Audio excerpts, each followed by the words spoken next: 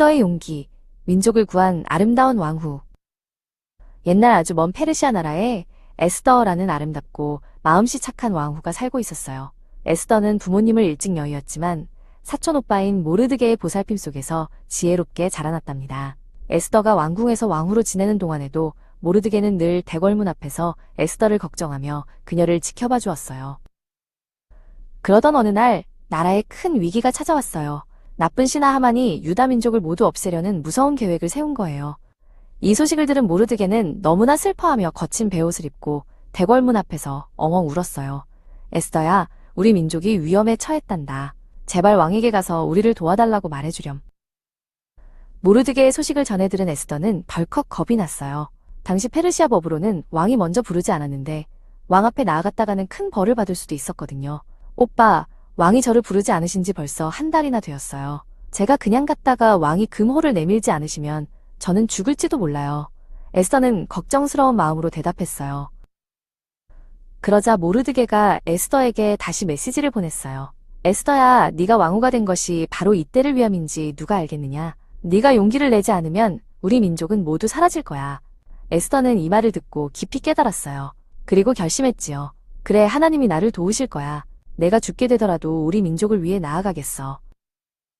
에스더는 궁녀들과 함께 사흘 동안 아무것도 먹지 않고 하나님께 간절히 기도했어요. 하나님, 저에게 용기를 주세요. 우리 민족을 살려주세요. 에스더는 비록 몸은 배고프고 힘들었지만 마음만은 그 어느 때보다 단단해졌답니다. 곁에 있던 충성스러운 궁녀도 에스더와 함께 마음을 모아 기도했어요. 드디어 셋째 날, 에스더는 가장 아름다운 예복을 입고 왕의 보좌가 있는 안뜰로 향했어요. 저 멀리 왕이 보좌에 앉아 있었지요. 왕이 고개를 들어 에스더를 보았어요. 그런데 놀랍게도 왕의 눈에 에스더가 그 어느 때보다 사랑스럽게 보였답니다. 왕은 반갑게 웃으며 손에 든 황금 지팡이인 금호를 에스더에게 내밀었어요. 왕후 에스더여, 무슨 소원이 있소? 나라의 절반이라도 그대에게 주겠소.